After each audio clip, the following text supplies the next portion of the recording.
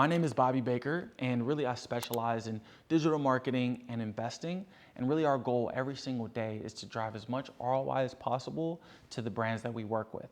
So we're constantly trying to find ways to improve, optimize, solve problems, and at the end of the day, turn this business into 3 times, 10 times what it was when we got started. So I remember the first time I started marketing, it actually started in high school. We were having events and we were essentially having an event production business, and we were trying to get people to come to as many of these events as possible. And we realized that in order to do that, we had to craft messages, we had to create content, banners, flyers. We were doing influencer marketing before that was even a thing. And this is back when Instagram, Facebook were really just kind of getting into a core piece of people's businesses, and we had no idea what we were doing. But very quickly we realized that the narrative, the story, those things that you craft are extremely important to actually getting people to feel like, oh, this is an experience I have to go to, right? We were competing with other people that were other parties and other people that were having these events, and so we were constantly trying to find new ways to capture a lot of attention. And that was sort of the first experience. I remember from there, I realized the power of marketing.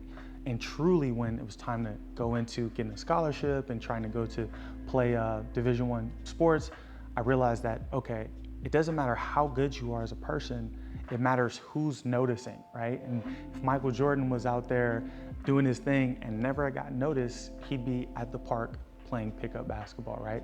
So you really just have to get noticed.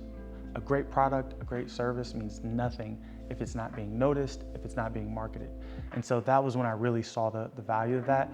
When I was trying to get a scholarship, I actually created a Facebook profile, followed over 100 different coaches, and added them all to my profile. I sent them all 2 sort of layers. I had sent them one little message and then sent them another one a couple weeks later just as a follow-up. And they were really short, concise. They had the name, they had my age, weight, all of the height and 40-yard dash, all of the things that coaches ask you essentially. I put them all into one and was sending it out to all these different coaches, and had about 25 coaches actually respond. 5 of those actually ended up becoming scholarship opportunities, and that was where I really seen the value and the impact that marketing could have, and very quickly fell in love with it from there.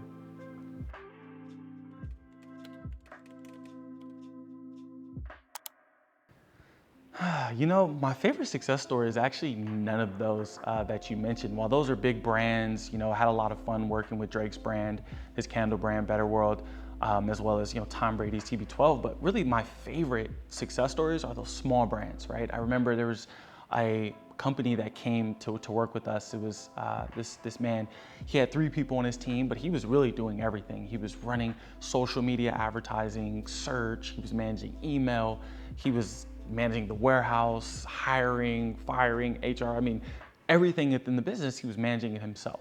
And so it was very quick that we actually saw the return on investment for him, because the minute that he was able to sort of deload some of the things that he was working on, we were able to take over, come in as specialists, and essentially operate the business for him outside of obviously the warehousing and the HR stuff that he was managing.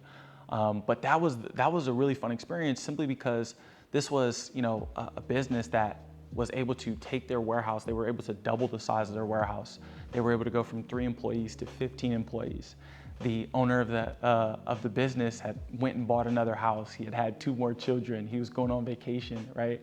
And so he was essentially able to live the life that he really wanted, simply because we were able to provide a lot of value, and we were able to take a lot of that stress and that extra work that doesn't get done unless someone else does it. That was what we were able to do. And so that was one of my favorite success stories, really being able to see a brand go from that sort of infant stage into this sort of macro opportunity. That's what's really fun. The big brands, you can only kind of move the needle so much with those, right? Like, they're already pretty much behemoths, or they have a lot of limitations, or a lot of sort of corporate ladder stuff that you kind of have to get over. But the small brands, they come on board, the ones that are really excited to work and really excited to kind of learn and grow, those are brands we love to work with. And that's probably one of my favorite success stories there.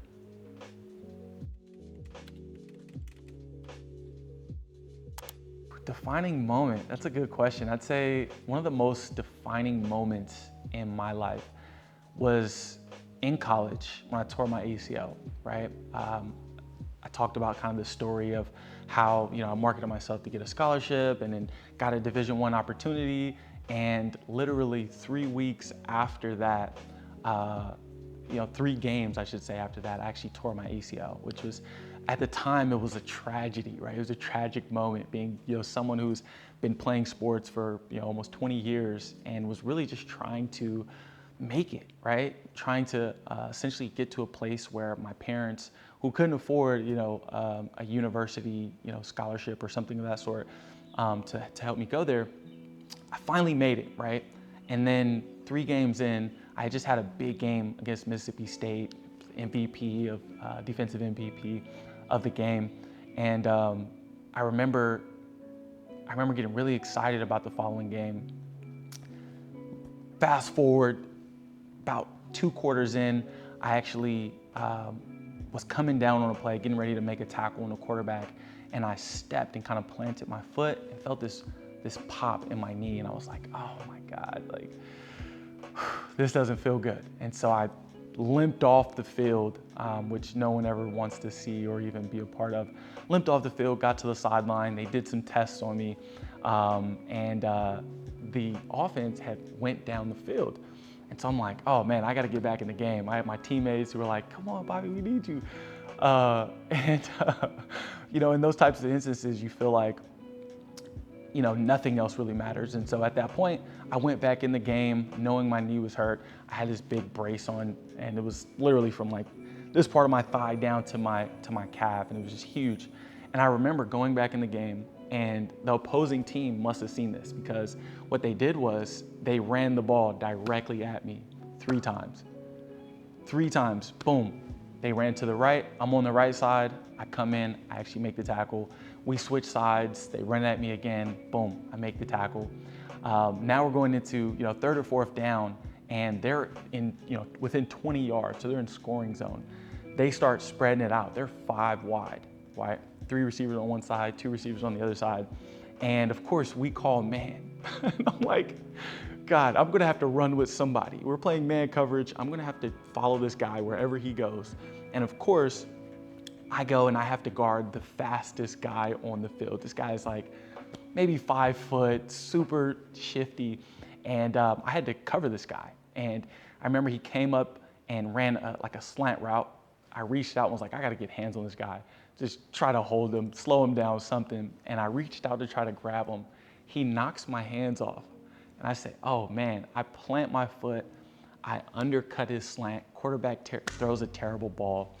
I jump up, I grab the ball, I intercept it, try to run back, dodge a couple of people, and then it came down to kind of the quarterback. It's just me and him. I try to give him a little shake, and as soon as I plant on my right foot, I hear pop, and that was really it. I fell down to the floor. It wasn't any excruciating pain at the time, but I knew that I was done for the game. Didn't know how long or how serious it was, but I knew that I was done for the game. And so the crowds are going crazy. I just intercepted the ball. They were getting ready to score, and so everybody's patting me up, and I'm just thinking to myself like, oh man, I hope this isn't bad. And that was kind of the last play of that season. But it was so impactful because at the time I was asking myself, why did this happen to me? Why did this happen to me? And at some point it finally clicked that, it was gonna come down to me to make the most out of the situation. And so that was really when I shifted my mind and went from kind of this athlete, student, entrepreneur to now entrepreneur, student, athlete. And I really shifted my priorities. I started to focus a lot more on finding a love for learning. I started to read a lot more, watch documentaries and videos and all these things to just educate myself as much as possible. And so that sort of gave me a little bit of an edge. I ended up becoming kind of the president of the entrepreneur club at the university, and really started to kind of dig into some of the business ideas and opportunities that were out there and available. And very quickly, I started to really just figure out like this was the niche, right? Sports isn't gonna last forever. We're all gonna have to find something at some point. And I knew that business was interesting, just didn't know to what degree. And so that opportunity, I think, just changed my whole perspective on what was important. And suddenly I couldn't run around, I couldn't jump and lift weights and do all the things that we do as athletes. And so I really had to focus on the mental. And so I'd say that was easily one of the most impactful experiences of life, because it really just changed, I'd say, my whole perspective on life.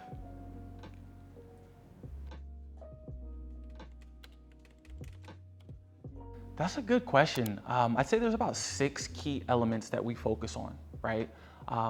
Copywriting, creative, media buying, then we go into the CRO, we go into the email and SMS, and then we go into PR, right? And so to break those things down a little bit more, the copywriting is essentially when we have an idea, it's in our mind, right? We have to go and put that on text. We have to turn it into words, right? It's like we have to write it down or we have to type it down.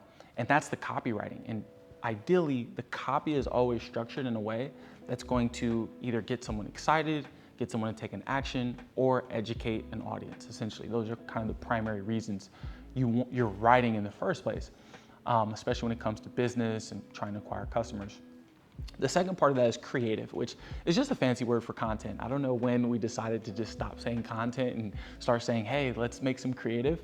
But essentially the creative, the content, the videos, the images, the GIFs, the slideshows, those are the things that essentially allow us to take the copy and turn it into a visual experience, right? We take that story, that narrative that was sort of in our mind and then went to the writing and turn it into a visual sort of appearance, something that we can see and actually enjoy.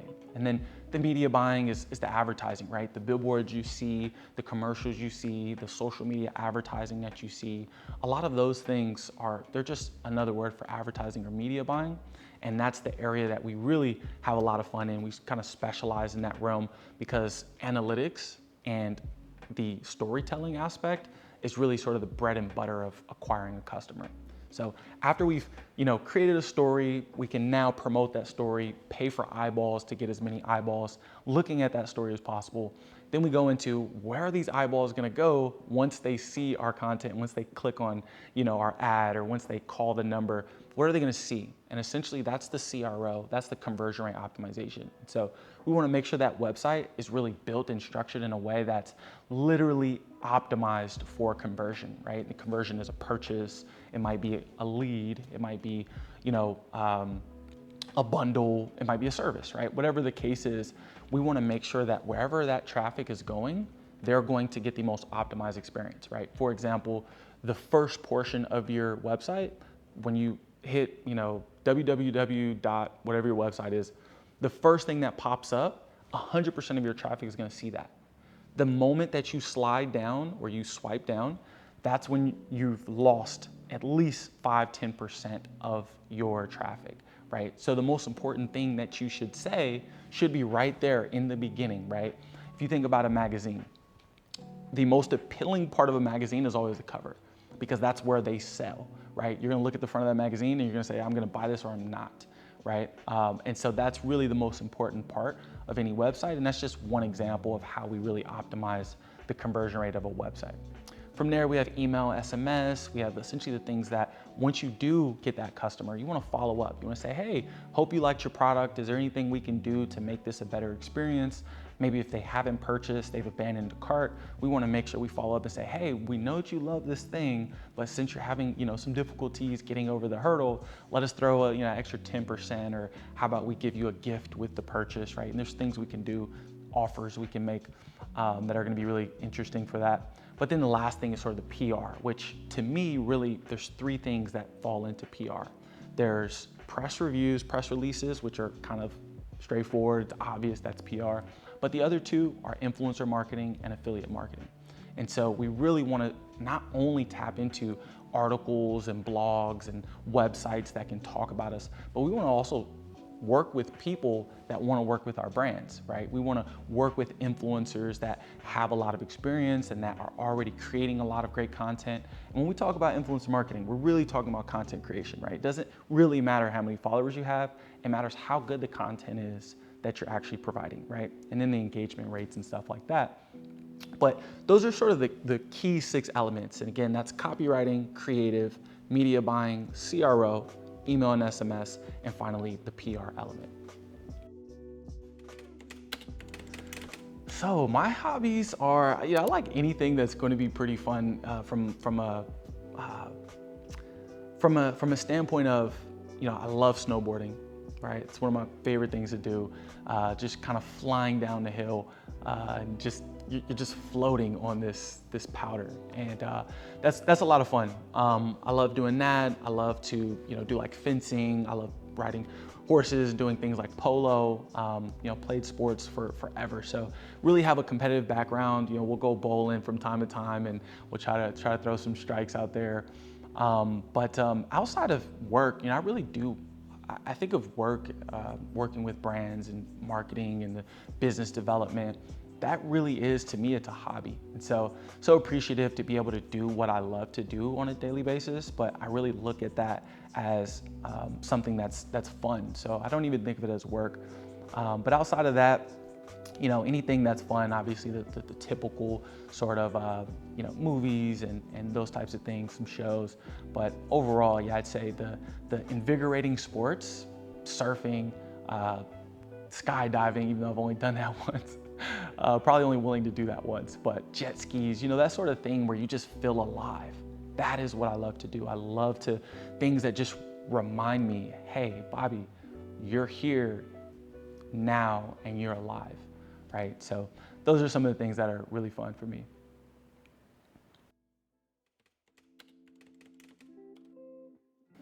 The most important key performance indicators, the KPIs that we're constantly looking at, are the ones that our clients actually care about, right?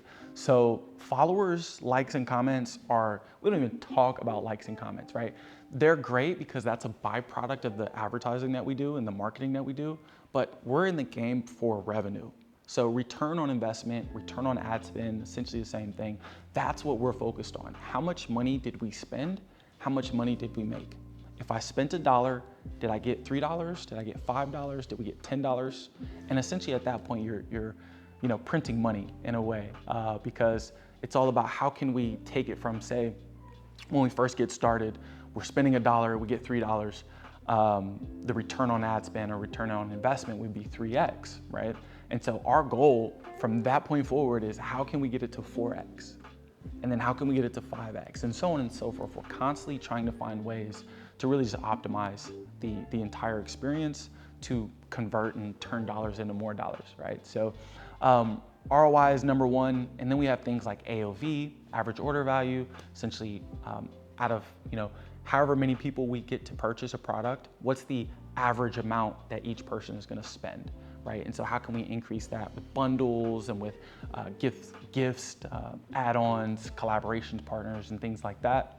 And then I'd say CPA is obviously one of the biggest things, because we're trying to figure out how can we acquire customers, right? And in order for us to do that, we need to understand how much does it cost for us to acquire a customer. So that's CPA, cost per acquisition. And again, essentially that's, if we spent $10, how many customers did we get? If we spent $100, did we get 10 customers? That's a $10 CPA, right? And so outside of the ROI piece, that really helps enable us to understand, okay, every time we spend $10, we get our average order value, say, is $50. Okay, now we can literally project and say, all right, if we spend $1,000, how many customers are we gonna get, right? And then we can multiply that times our AOV, our average order value, and we can essentially make some projections around how much money are we gonna make if we were to spend X amount. So I'd say those are some of the primaries. Obviously there's other things like CPCs and CTRs. Thumb stops are really important, right? How many people, as they're scrolling, how many people stopped and looked at it, right? And for up to 3 seconds, we can track that. We can have a feeling of, okay, the first 3 seconds of our video is really good, or we need to kind of swap that hook out and tweak it to get that thumb stop to get a little bit better. So those are some of the primary KPIs that we're constantly looking at on a regular basis, and we, pretty much set up in our reports.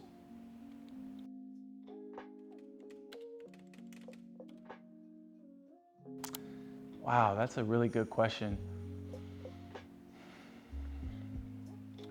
I think the number one thing for me when it comes to fulfillment, it's reaching, the maximum potential that I have. I think the worst case scenario for me would be kind of, leaving this lifetime and not feeling like I had done what I was really meant to do, or what I could potentially do, right? And potential is such a scary and dangerous word. And so fulfillment for me is growth. It's constantly growing, constantly improving, constantly going in the direction of the things that I hope to achieve. And I feel like if you're doing that and you're enjoying the process, you're doing something you love, how could you not enjoy this process, right? You know, I go to work every day and we have fun. You know, we get to talk about ways to solve problems, essentially. And so that process every day is a fulfilling experience. And I think the more that we can do that, the more we progress through this life, I think that's how, you know, we constantly sort of reach those goals, reach those new sort of heights. And ultimately for me, it's just constantly trying to iterate on myself the same way we iterate on the brands that we work with, right? And so I think that's probably the most important thing when it comes to fulfillment for me is that growth.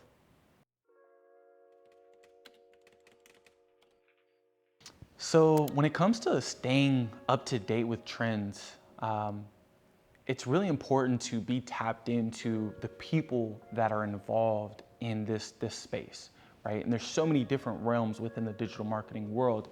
And the goal is to make sure that we're really in touch with all of the different, you know, areas of that experience, right? Because for some brands, you're gonna have different problems than other brands, right?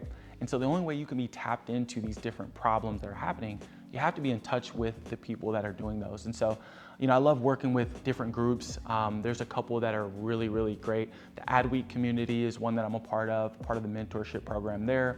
And that's just a massive group of marketers that are essentially kind of C-suite and executive level, but they're constantly, you know, CMOs at some of these big companies, Petco and Adidas and some of those brands like that. And so we're constantly able to kind of communicate with them. We're in Slack channels and things of that sort. We go on, we have like meetings and things regularly so that we can just constantly talk about these things, right? Because we all enjoy these, right? So when we meet up, we're not talking about the game or talking about something that happened on social. We're talking about how can we win with our brands, right? Or what are some of the losses that we can collectively learn from within the brands?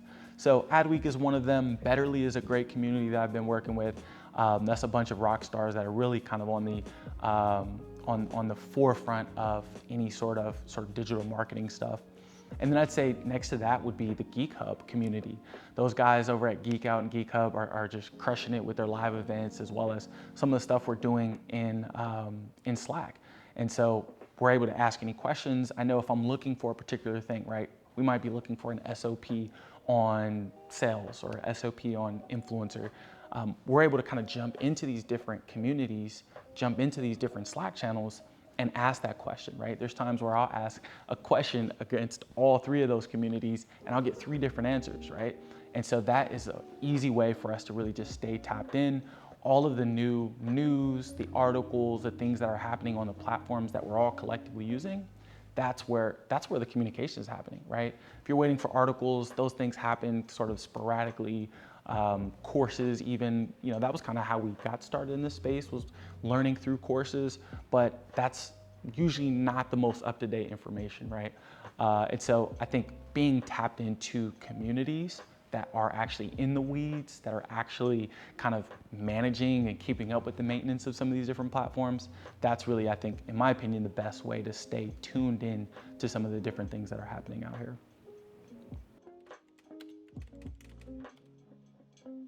Past experiences that have shaped who I am today, I'd say sports. Sports has been one of the biggest things for me. Really growing up in a sports household and constantly kind of, I remember I used to walk to practice and it was a nice walk. This is, you know, before we had Uber and before we had some of these really nice and convenient transportation models.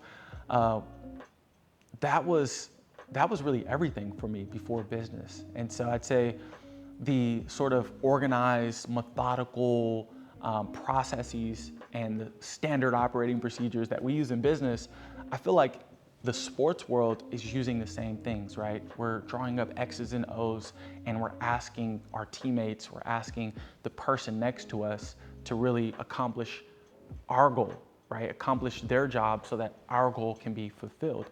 And so I think that was one of the biggest things. It really sort of created this sort of team experience and this sort of team sort of vibe and energy, and showed you how to work together to accomplish the same goal, right? In football, you need 11 people on the field. You're essentially this long chain link, right? And you have all these different links. And ultimately, if one of those links is weak or not there or broken or anything distorted, that really impacts the chain's ability to hold any sort of weight or strength. And so that's the same way we try to work with what we're doing on a regular basis when we're working with clients and brands.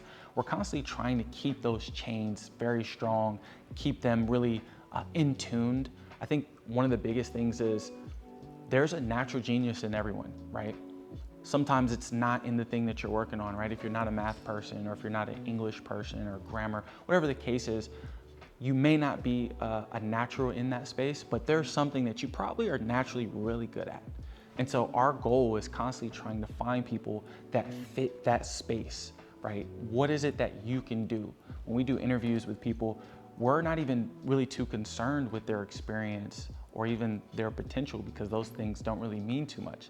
I think what means more than anything is kind of the hunger that someone has and their ability to be able to tap into that natural genius and provide as much resources for the team so that, again, we can all accomplish kind of what we're looking to accomplish for the brand. So I'd say that was probably one of the biggest ones for me. The advice I would give to someone looking to grow their brand, I would say the first and foremost is don't be afraid to hire people. Even if you have to start with one person or you have to start with someone who's a specialist in an area or a generalist in a multitude of areas, either way, the more people that you can bring on board, that's more time that you're able to contribute, right? We all have 24 hours in a day, but there's no reason why your 24 hours are the only hours that we should be using, right? And the speed of growth is really important, right? We've all had ideas where we're like, hey, I think this will really work. And you're hell-bent on it. You're doing everything you can to get it going. And then over time, you start to fatigue. And then eventually you sort of let that sort of mission or drive sort of deteriorate. And that's just because the speed at which we're moving, the momentum that we're using is only our own. And so if we can start to leverage other people's time, other people's resources, other people's experience, then you're gonna be able to get a lot more out of what you're doing. The example I shared earlier where the brand owner had 3 employees and he was managing everything himself, the moment that he allowed us to sort of take over, he allowed the specialists to really specialize, that was the moment that everything changed for the business, because now all of a sudden we took return on ad spend or return on investment from 2.5x to now 3.5, 4x, right? And so when you allow other people to get involved, you're a lot of times able to maximize the things that you're doing and really just get more out of those things, right? If you're trying to do everything, you're gonna be very spread thin. If you get one person to manage that thing, you can expect 100% efficiency or 100% effectiveness on that thing. And so that would be the number one thing I'd say is don't be afraid, like find people. If it's affordability thing, keep in mind, what are the long-term growth goals, right? If you're hiring someone that's focused on ROI, that's focused on driving new customers, for example, then keep in mind that those customers aren't going to go anywhere if you have a great product. So while you may be even in the red in the first month, 2 months, keep in mind that those customers, if they're enjoying their experience with you as a business owner, they're going to come back and they're going to be spending money with you for as long as you can keep them happy, essentially. And so I think that's one of the things to kind of keep in mind is not just short-term profits, but long-term profits as well. Keeping in mind, knowing that the long-term, the customer lifetime value is really what's going to help drive the effectiveness and the efficiency of the business. And so hire people as much as you can, right? Obviously make sure that you're not gonna put yourself in a hole, but really make sure that you're taking advantage of other people that can do something for you, that can take a lot of the time off your hands. So I'd say that's probably one of the biggest things that I think could move the needle for any brand.